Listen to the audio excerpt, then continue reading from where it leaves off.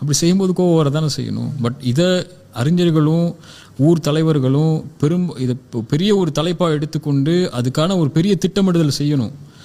பல ட்ரக்ல அடிக்ட் ஆனவங்களை மீட்டு கொண்டு வர்றதுக்கு இன்னைக்கு முஸ்லீம் சமூகத்தில் நமக்கு சென்டர்ஸ் தேவை, ரீஹாபிலிட்டேஷன் அந்த மாதிரி சென்டர்ஸை உருவாக்கி அவங்களை வெளியே கொண்டு வர வேண்டிய சூழல் இருக்கக்கூடிய சமூகமாக மாறிட்டோம்.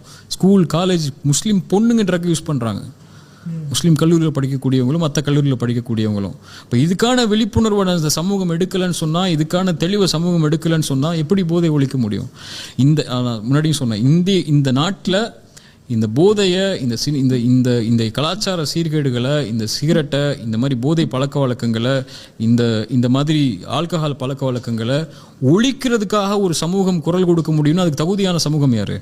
ஏன்னா வேதத்தில் அது எதிர்க்கப்பட்டிருக்கு, வேதத்தில் தடை செய்யப்பட்டிருக்கு, அதுக்கான தண்டனைகள் கொடுக்கப்படும் சொல்லுது. நாளைக்கு மறுமையில் அல்லாஹ் சீலையும் சலத்தையும் கொடுப்பான்னு சொல்றான். 3 முறைக்கு மேலே செஞ்சா மன்னிப்பே கிடையாதுன்னு அல்லாஹ் சொல்றான்.